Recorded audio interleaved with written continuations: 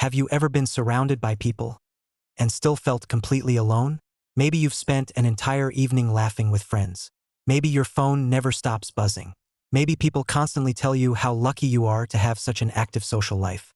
Yet, when everything becomes quiet, the Ret explain. It's one of the strangest feelings a person can experience. Being physically surrounded by others, while emotionally feeling invisible. Most people immediately assume the problem is loneliness. So they look for more people, more conversations, more invitations, more notifications, more distractions. But what if that's the wrong solution? What if the feeling you've been trying so hard to escape isn't actually asking for more connection? What if it's asking for less noise? Modern life has convinced us that being alone is something to fear. From childhood, we're taught that popularity is success, that being busy means being important, that a full calendar somehow equals a meaningful life. Social media reinforces the same message every single day. Someone is always traveling, always celebrating, always surrounded by friends, always smiling. And after scrolling through enough of those carefully selected moments, titi. So when you're alone, your mind immediately begins telling a story. Something must be wrong with me. If I were more interesting, more successful, more attractive, I wouldn't be by myself. But here's what most people never realize. Being alone and feeling lonely are not the same experience. In fact, they're often complete opposites. Some people live by themselves, yet feel deeply connected to life. Others spend every day surrounded by coworkers, friends, family, or even a romantic partner, and still carry a constant sense of emotional isolation. Why? Because loneliness isn't created by the absence of people. It's created by the absence of meaningful connection. And that connection doesn't always begin with someone else. Sometimes, it begins with yourself. Psychologists have spent decades studying why certain people thrive in solitude while others experience it as emotional pain. What they found was surprising. The happiest people aren't necessarily the most social, nor are they the people who avoid relationships altogether. Instead, they're the people who know the difference between chosen solitude and unwanted loneliness. That distinction changes everything. Think back to the last time you were completely alone, not distracted by your phone, not listening to music, not watching television, just alone with your own thoughts. How long did it take before you reached for a distraction? 30 seconds? A minute? Maybe even less. For many people, silence feels uncomfortable, not because silence is painful, but because it removes the constant distractions that keep us from hearing ourselves think. Without notifications, without conversations, without endless entertainment, we're suddenly left face to face with our own minds, our fears, our regrets, our insecurities, our unanswered questions, and that can feel overwhelming. So instead of sitting with those emotions, we escape them. We scroll, we text, we watch another video, we check another notification, anything to avoid being alone with ourselves.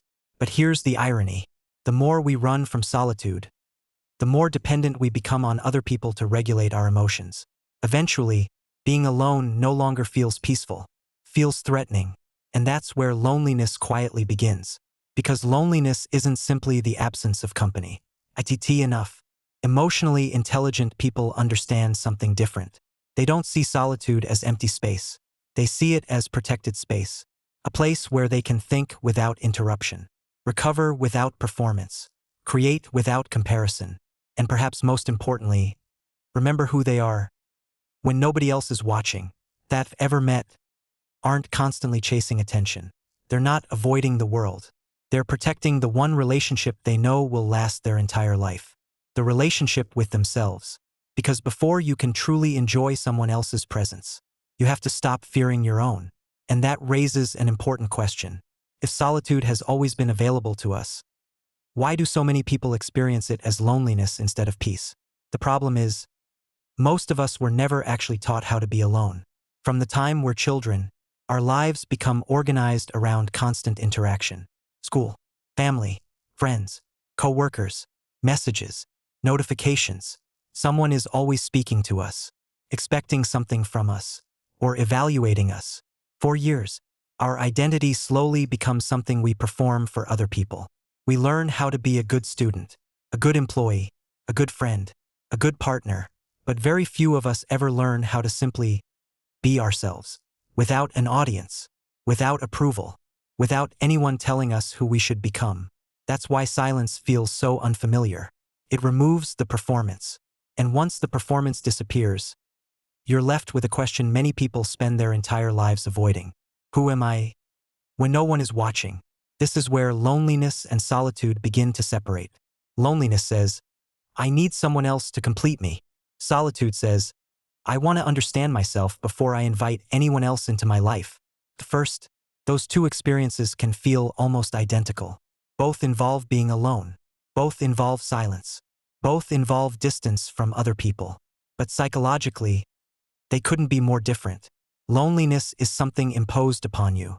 Feels like rejection, like being forgotten, like being disconnected from the people you hoped would choose you. Solitude is chosen. It isn't an escape from people. It's an intentional return to yourself. One creates desperation.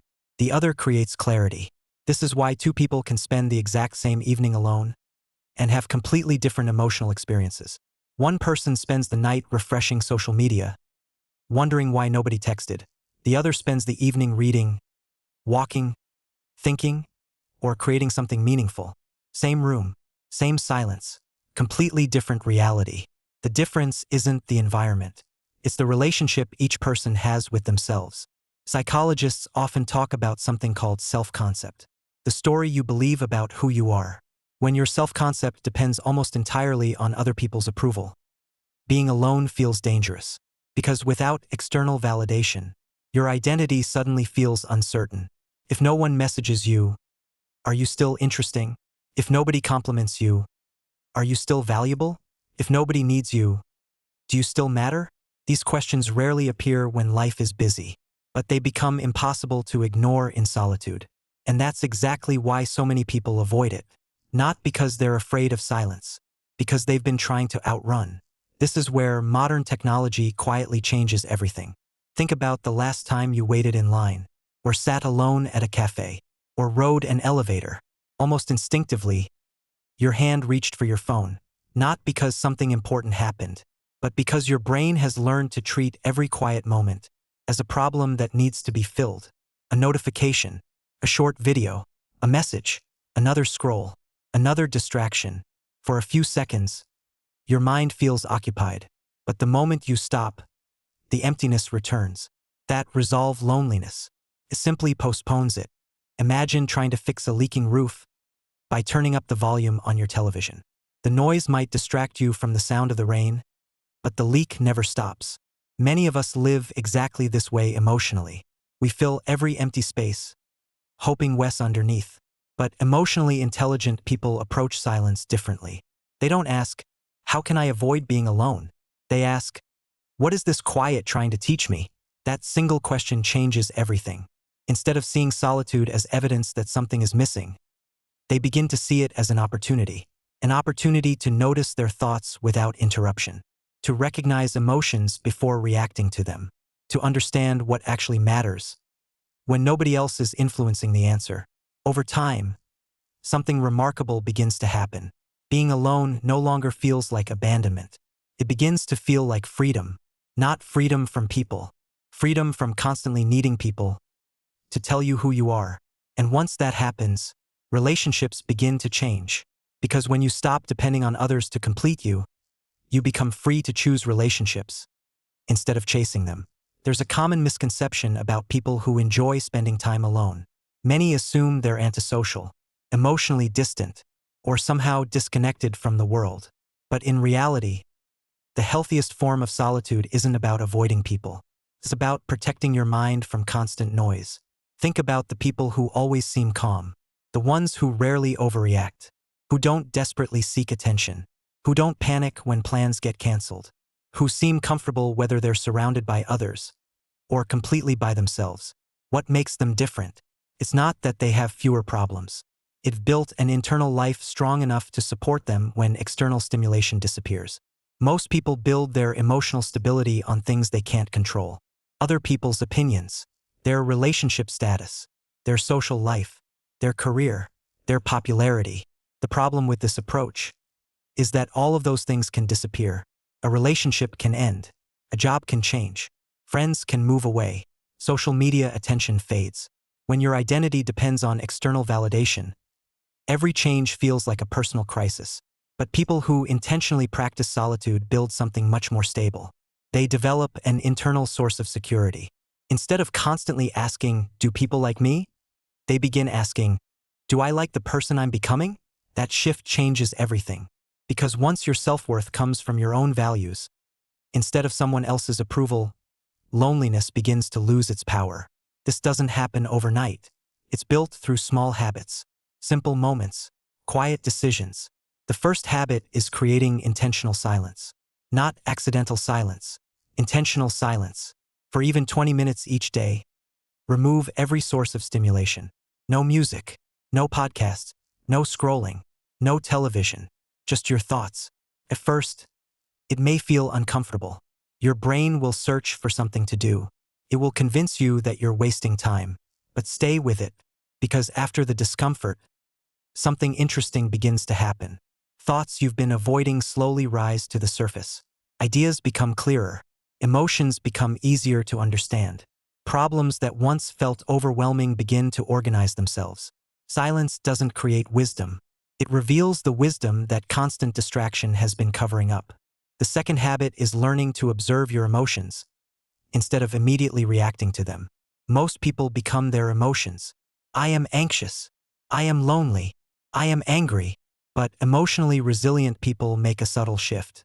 Instead they think, I'm noticing anxiety. I'm noticing loneliness. I'm noticing frustration. It sounds like a small difference, but psychologically, it's enormous, because the moment you observe an emotion, instead of becoming it, you create distance. And in that distance, you gain choice. You no longer have to obey every feeling that appears. You simply acknowledge it, allow it, and let it pass. This is one of the reasons solitude becomes so valuable. Without constant external noise, you begin noticing the conversations already happening inside your own mind. Many people spend years understanding everyone else, without ever understanding themselves. Solitude quietly reverses that pattern. The third habit may be the hardest. Learning to say no, not out of anger, not out of arrogance, but out of respect for your own energy.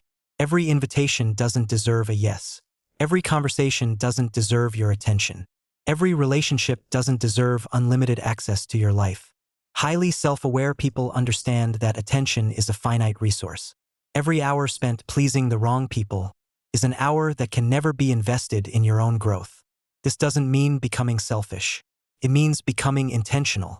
There's a profound difference, because when you stop saying yes to everything, you finally have enough space to say yes to what actually matters. Reading, creating, walking, learning, thinking, resting, growing. The world often celebrates people who are constantly available. But the people who create meaningful lives usually become very selective about where their energy goes. Not because they love people less, but because they've learned to value their own peace just as much. Eventually, something surprising happens. The silence that once felt empty begins to feel full, not full of noise, but full of clarity. And once you've experienced that kind of peace, you stop chasing distractions, because you've discovered something much more valuable, your own company. So what happens when you finally stop running from solitude? At first, probably not much. Your life won't suddenly become easier. Your anxiety won't disappear overnight. The people who disappointed you won't magically change. But something far more important begins to change. You do. Little by little, you stop measuring your worth by how often your phone rings. You stop wondering why someone left your message on read. You stop chasing invitations, simply because you're afraid of being alone. Instead, you begin asking a different question. Is this relationship adding peace to my life, or taking it away? That's the question emotionally mature people learn to ask. Not, how many friends do I have? Not, how popular am I? Not even, does everyone like me? Because they understand something most people spend years trying to learn. Being accepted by everyone isn't the same as being understood by someone. And being surrounded by people isn't the same as feeling connected. History quietly reminds us of this. Some of humanity's greatest ideas were born in moments of solitude.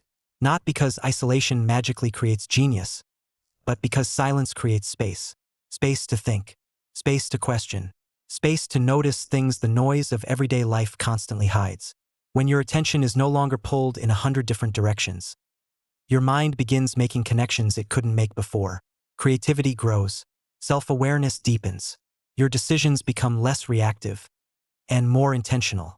Eventually, you notice something unexpected. You don't need constant reassurance anymore. Compliments become enjoyable, but not necessary. Being invited feels nice, but not essential. Time alone no longer feels like something you have to survive. It becomes something you genuinely protect. And here's the paradox. The people who are most comfortable being alone often build the healthiest relationships. Why? Because they don't enter relationships to escape themselves. They enter relationships because they already know themselves. They don't expect another person to fix their loneliness. They don't demand constant attention to feel secure. They don't confuse dependency with love. Instead, they bring something much healthier into every connection: presence.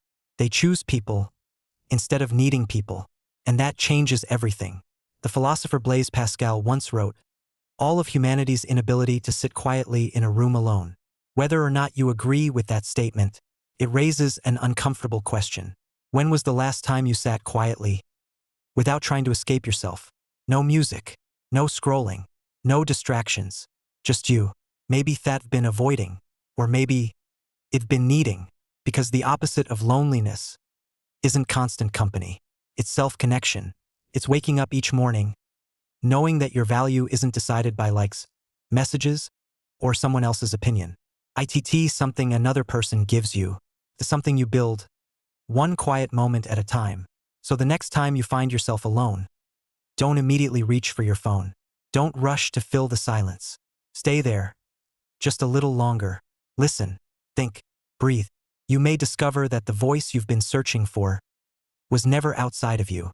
It was simply waiting for the world to become quiet enough for you to finally hear it. And maybe that's the real purpose of solitude. Not to separate you from the world, but to reconnect you with yourself.